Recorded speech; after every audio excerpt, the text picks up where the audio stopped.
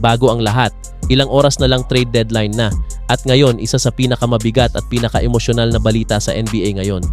Posible na bang last game na ni Draymond Green bilang Golden State Warrior ang laban nila kahapon? Dahil base sa mga nangyayari ngayon, hindi na ito basta chismis lang. Mukhang totoo na at mukhang handa na si Draymond sa kahit anong mangyari. Sa loob ng mahigit isang dekada, si Draymond Green ang puso at kaluluwa ng Golden State Warriors. Hindi siya ang top scorer, hindi siya ang may pinakamagandang stats. Pero kung pag-uusapan ang liderato, depensa, tapang at championship mentality, walang Warriors dynasty kung walang Draymond Green. Pero ngayon, iba na ang pakiramdam. Sa mga recent interviews at body language niya sa huling laro, makikita mo na may bigat sa bawat galaw niya. Parang alam niya, parang ramdam niya, parang nagpapaalam na siya kahit hindi direkta. Bakit sinasabing posibleng last game na ito? Unang-una, trade deadline na at malinaw sa lahat, seryoso ang Warriors sa malalaking pagbabago. May Giannis Antetokounmpo trade rumors, may retooling plan ang front office at si Draymond Green ay kasama na sa mga pinag-uusapang pangalan.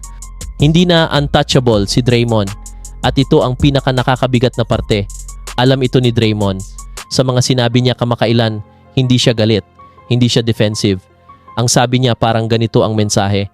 Kung mangyari man, negosyo ito. Handa ako. Kapag ang isang franchise legend ay nagsabing handa na siya, ibig sabihin alam niyang posibleng tapos na ang chapter na ito.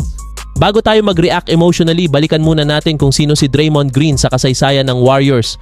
4x NBA champion, Defensive Player of the Year, All-Star, Best Defensive Anchor ng Dynasty, pero higit sa lahat, siya ang nag-connect kina Steph, Klay at buong sistema.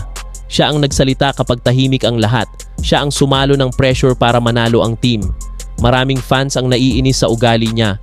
Pero tanungin mo ang Warriors fans, mas pipiliin nila si Draymond kaysa mawala ang panalo. Kung ito na nga ang huling laro ni Draymond Green bilang Warrior, isa itong tahimik pero makasaysayang paalam. Walang press release, walang seremonya, walang drama.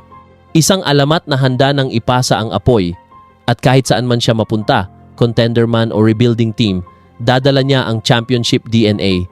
Kayo, mga ka-NBA, sa tingin nyo ba last game na talaga ito ni Draymond Green sa Warriors? Tama ba ang gagawin ng Warriors kung ita-trade nila siya? I-comment nyo ang opinion nyo sa baba.